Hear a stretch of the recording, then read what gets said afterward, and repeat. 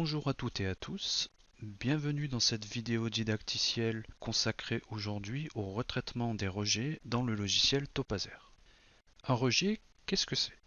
Un rejet peut être émis par deux organismes, soit la caisse du patient, soit la complémentaire du patient.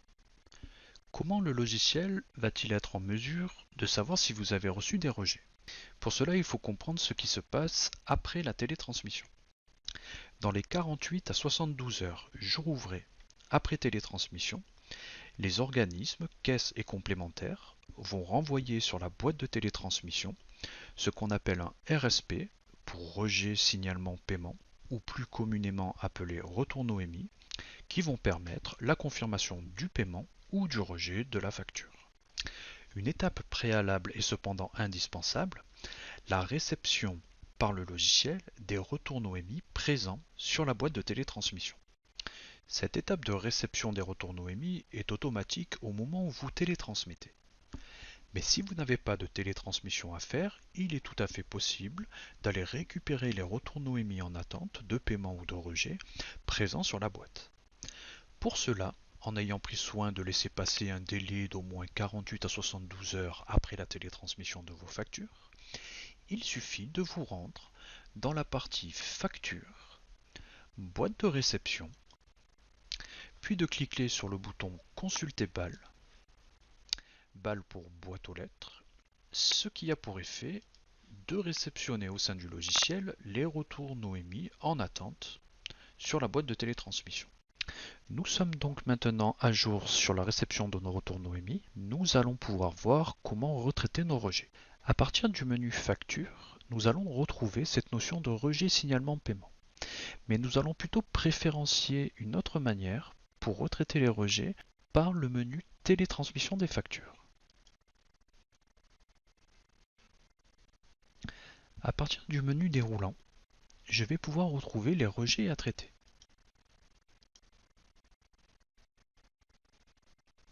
Il s'agit maintenant d'identifier si le rejet provient de la part caisse, de la part complémentaire ou bien des deux organismes. Pour cela, nous allons pouvoir nous aider d'éléments retrouvés au niveau des colonnes. Le terme ici DRE pour demande de remboursement électronique qui correspond à une part complémentaire, ainsi que le type de lot sous la forme de 3 lettres, donc un lot destiné aux complémentaires, ainsi que le terme AMC pour assurance maladie complémentaire, correspondant donc bien à une complémentaire. Concernant les lots pour les caisses, le terme utilisé au niveau du flux sera FSE pour feuille de soins électronique. Le lot sera sous la forme de 3 chiffres et le terme assurance maladie obligatoire qui permet bien d'identifier qu'il s'agit d'une CPAM. Comment identifier maintenant le motif de notre rejet? Pour cela, nous allons nous servir du petit crayon présent devant la facture rejetée. Je vais prendre le cas d'une facture rejetée sur la part caisse. Donc en cliquant sur le petit crayon, puis en cliquant sur la ligne Traiter le rejet.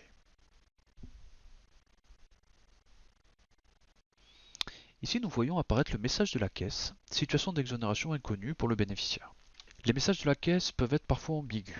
Il faudra se référer principalement à un mot-clé, ici le cas d'une exonération, donc correspondant à l'exonération utilisée pour le patient, donc qui nous précise que l'exonération est erronée au niveau de la facture transmise. Les cas les plus courants de rejet sont généralement dus à l'exonération du patient, renseignée au niveau de la prescription.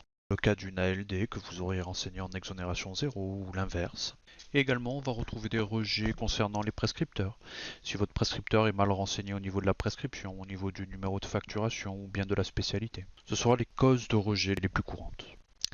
Maintenant que nous avons identifié la cause de notre rejet, nous aimerions voir comment la facture avait été renseignée. Pour cela, je vais simplement faire retour à ce niveau-là et je vais me rendre sur ma facture. Toujours en me servant du petit crayon qui se trouve devant la ligne, je vais pouvoir aller consulter ma facture. D'où l'intérêt à passer par le menu télétransmission des factures, ce que nous n'aurions pas pu faire en allant dans la partie rejet signalement paiement. Ici, je vais pouvoir consulter ma facture et contrôler mon exonération. Ici, je retrouve effectivement une exonération 4, donc correspondant à un ALD. La caisse a rejeté ma facture parce que l'exonération était erronée. Je sais donc qu'il va falloir remplacer cette exonération au niveau de ma prescription pour corriger ma prescription et pouvoir de nouveau relancer ma facture. Je vais pouvoir refermer cette fenêtre, retourner sur la ligne traiter le rejet. Et maintenant, je vais pouvoir annuler ma facture de manière à ce que le logiciel restaure les rendez-vous liés à cette facture pour que je puisse de nouveau la facturer. Donc les dernières étapes pour le retraitement de la facture rejetée sur la part caisse vont être d'annuler la facture, puis de retourner dans ma prescription, corriger l'exonération indiquée pour le patient et de nouveau pouvoir refacturer du fait que nous ayons annulé la facture et ainsi restaurer les rendez-vous qui sont maintenant facturables. Voilà donc la manière dont il faudra procéder pour retraiter les rejets sur les parties caisses. Nous allons donc maintenant nous intéresser aux rejets sur les parts complémentaires. Concernant le retraitement des rejets sur les parts complémentaires, ce qu'il faut savoir, c'est qu'on ne peut pas renvoyer directement par télétransmission une facture à la complémentaire. La réglementation ne le permet pas. Nous allons devoir retraiter notre rejet par un traitement papier, c'est-à-dire renvoyer un courrier à la complémentaire. Néanmoins, le logiciel va nous proposer plusieurs méthodes pour retraiter un rejet sur la part complémentaire. Nous allons voir en détail comment faire cela. Donc je vais retrouver un rejet sur la part complémentaire. Je vais prendre le premier de la liste. Ici, nous voyons apparaître donc le motif du rejet en bénéficiaire inconnu. Ce qu'il faut savoir, c'est que les motifs de rejet les plus fréquents que vous pourrez trouver pour les complémentaires vont principalement être dus au fait que ça n'est pas la bonne mutuelle qui est renseignée dans le dossier du patient. C'est vraiment la cause principale de rejet sur les complémentaires. Donc ici, bénéficiaire inconnu, nous avons transmis la facture à la mauvaise mutuelle et la mutuelle ne reconnaît pas le patient. Également, dans le cas où vous débutez votre activité, les rejets les plus fréquents pourraient être dus à un problème de conventionnement, du fait qu'on aurait transmis notre facture à la mutuelle et qu'elle ne nous connaisse pas. Dans ce cas-là, il serait indiqué au niveau du rejet un mot-clé spécifiant le problème de conventionnement. Maintenant que nous avons identifié la cause de notre rejet, donc pour bénéficiaire inconnu, c'est-à-dire que la mutuelle ne reconnaît pas le patient, quelles sont les possibilités que nous offre le logiciel pour retraiter notre rejet? Le premier choix qui va nous être proposé est la possibilité de basculer la part mutuelle en part patient, c'est-à-dire de faire régler le patient de la part mutuelle. Pour cela, nous allons sélectionner le bouton basculer en hors tiers payant mutuel et le logiciel va nous permettre d'imprimer une quittance qui sera indiquée à régler par le patient. Ensuite, le choix subsidiaire va être d'indiquer cette part mutuelle comme payée. Donc comme indiqué ici, marquer la DRE comme payée. Ce qui permet d'indiquer au logiciel donc, que cette facture a finalement été payée par la mutuelle, de ne plus tenir compte du rejet. Et enfin, le dernier choix, le cas le plus courant que vous aurez à utiliser, demander le paiement mutuel en papier. Ce qui aura pour effet d'imprimer une quittance que nous pourrons ensuite envoyer par courrier à la mutuelle. Pour cela, je vais donc sélectionner demander le paiement mutuel en papier. Le logiciel va nous donner plusieurs choix en fonction de la mutuelle que nous voulons utiliser. Pour cela, je vais donc valider mon choix. Et à ce niveau, le logiciel nous propose soit d'utiliser la mutuelle qui est présente en fiche du patient. Donc nous aurions pu aller dans la partie mutuelle du patient, renseigner sa nouvelle mutuelle et utiliser la mutuelle présente en fiche patient. Conserver la mutuelle à laquelle nous avons télétransmise, s'il n'y a pas d'erreur au niveau de la mutuelle.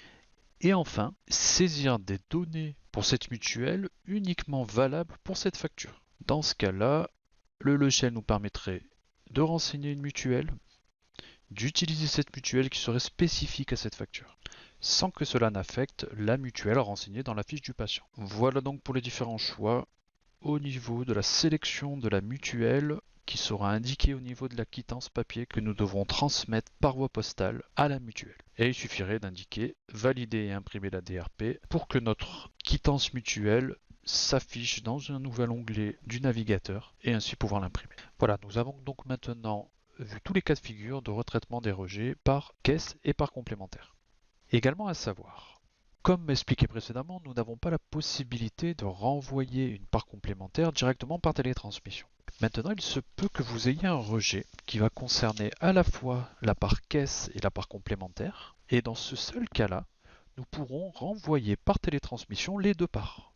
Dans ce cas de figure, il serait indiqué au niveau des parts tiers payants AMO plus AMC, ce qui indiquerait que le rejet a été fait sur les deux parts. Dans ce cas-là, nous pourrions annuler complètement la facture et la recréer pour retransmettre par télétransmission les deux parts. C'est un cas particulier qui n'arrive que très rarement, mais qui nous rendrait service éventuellement si ce cas se présentait.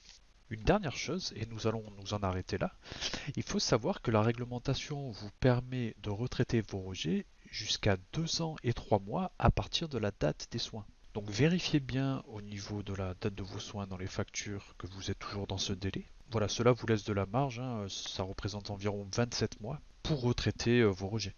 Donc cette vidéo sur la présentation du retraitement des rejets dans le logiciel Topazer est maintenant terminée. Je vous souhaite à toutes et à tous une excellente journée, je vous dis à bientôt dans une prochaine vidéo.